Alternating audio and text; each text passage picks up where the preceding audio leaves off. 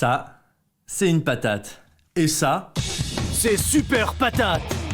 Super Patate résiste à toutes les maladies. Il y a aussi Super Maïs qui a besoin de moins d'eau pour pousser. Et Super Tomate avec ses effets bénéfiques sur le stress et le sommeil. Bientôt, certains de ces super aliments vont débarquer en Europe, dans nos supermarchés. est-ce que c'est une bonne nouvelle? C'est ce qu'on va voir. Faut-il avoir peur des légumes modifiés? Ces fruits et légumes, on les obtient avec une technique révolutionnaire, les NGT. NGT, c'est un acronyme pour dire Nouvelle Technique Génomique, c'est-à-dire qu'on peut modifier certains gènes pour rendre un fruit, un légume ou une céréale meilleur, plus résistant ou plus productif. Prenons un exemple, la patate belge. La patate belge, elle fait de super frites. Problème, ma patate belge, elle est fragile, elle craint notamment une maladie, le mildiou. Mais grâce au NGT, on peut réactiver certains gènes pour rendre ma patate plus résistante. Et cette technique, on la maîtrise notamment ici, dans ce laboratoire. On peut voir le génome de la pomme de terre comme un très grand livre avec des millions de mots. Et dans ce grand livre avec des millions de mots, on va identifier un mot particulier qui est mal orthographié. Et on va venir faire une modification très précise. On va changer une lettre dans ce mot qui va rendre maintenant cette pomme de terre plus performante, résistante à des maladies par exemple. Cette technique, on l'appelle CRISPR-Cas et ceux qui l'ont inventée ont reçu un prix Nobel pour cela. Concrètement, voici de l'ADN. Il est composé de gènes et chaque gène de nucléotides. C'est eux qu'on va modifier.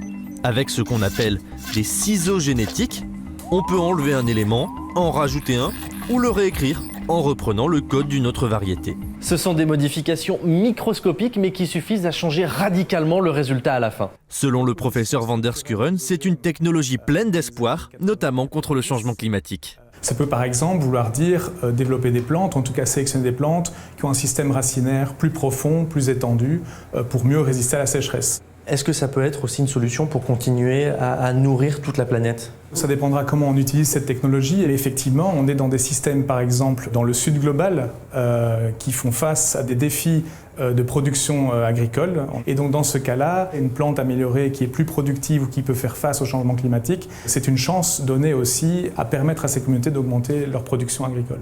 Ok, sur le papier, ça a l'air super sympa. Alors? Pourquoi ça fait débat? En Europe, jusqu'à présent, ces manipulations étaient interdites parce que les NGT, on les assimilait à des OGM, des organismes génétiquement modifiés. Dans les années 2000, il y a eu de grandes manifestations contre les OGM. Les militants arrachaient des champs entiers. Je me demande à quel point le système est corrompu. Je considère que je suis dans mon bon droit quand je fais ça. Depuis, ils sont quasiment tous interdits en Europe. Mais alors, quelle différence? Quand on parle d'OGM, en fait, on parle souvent de transgénèse, c'est-à-dire de mélanger certains gènes d'une espèce à une autre. Et puis le projet des OGM, c'était notamment de faire des végétaux plus résistants aux produits chimiques. Comme ça, on pouvait tuer les mauvaises herbes et les insectes sans tuer la plante. Avec les NGT autorisés, les croisements ne peuvent se faire qu'au sein d'une même espèce, d'une tomate vers une autre tomate, du colza vers du colza, etc.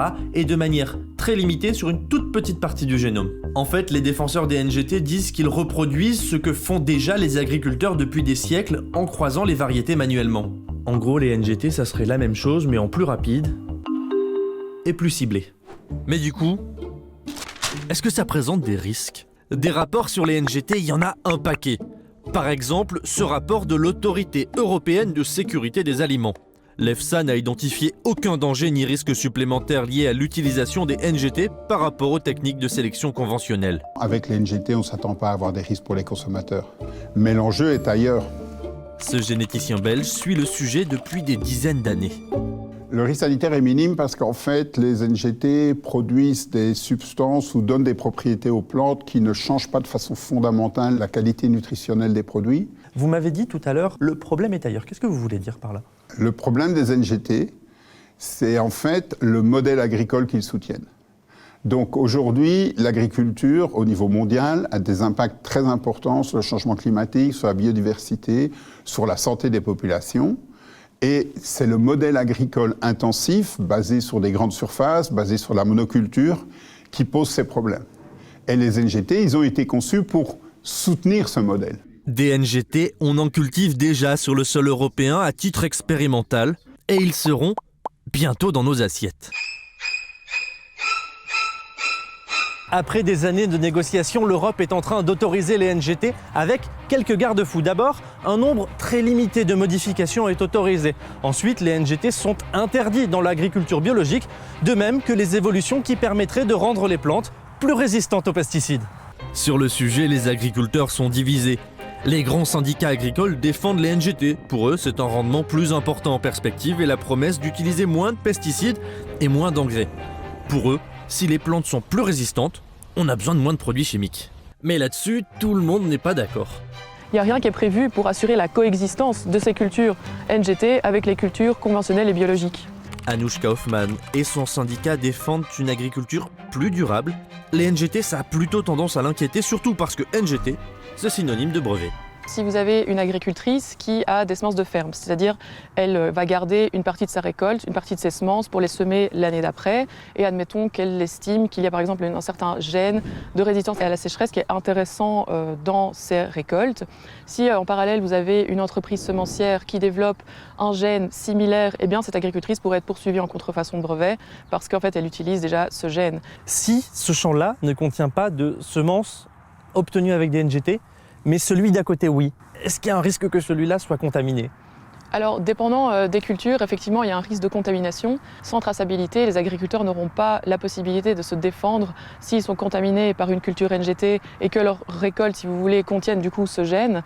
Les entreprises pourraient les poursuivre en contrefaçon de brevet alors que finalement ce sont leurs propres semences. Le climat change, les conditions de production évoluent. Derrière les NGT, il y a la promesse de nouvelles variétés révolutionnaires qui pourraient permettre de s'adapter au réchauffement de la planète tout en continuant à nourrir 8 milliards d'êtres humains. Mais faut-il pour autant renoncer au principe de précaution et prendre le risque de renforcer les monopoles et les monocultures ? D'ailleurs, dans les supermarchés, les NGT ne seront pas étiquetés en tant que tels. Rien ne permettra de les identifier. Et vous, seriez-vous prêt à déguster Super Patate et ses amis ? Dites-le nous dans les commentaires.